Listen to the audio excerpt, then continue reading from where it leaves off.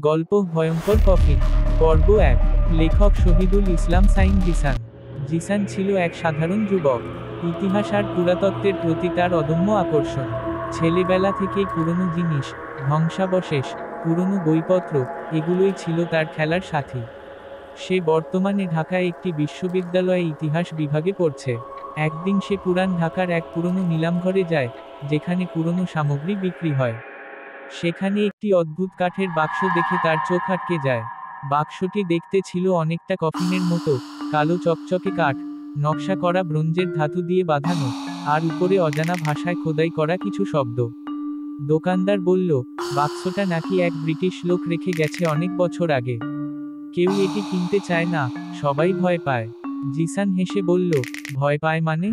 দোকানদার থমথমে গলায় বলল, বলেন না স্যার, যেই এই কফিনটা বাড়িতে নিয়ে গেছে, কেউই নাকি স্বাভাবিক থাকেনি।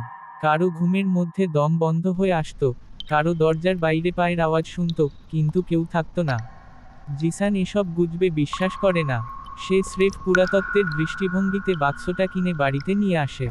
তবে সে জানতো না, এই সিদ্ধান্ত তার জীবনের সবচেয়ে ভয়ঙ্কর অধ্যায়ের সূচনা। চলবে। পরবর্তী পর্বের জন্য অপেক্ষা করুন। ভয়ঙ্কর কফিন। লেখক শহীদুল ইসলাম সাইন জিসান।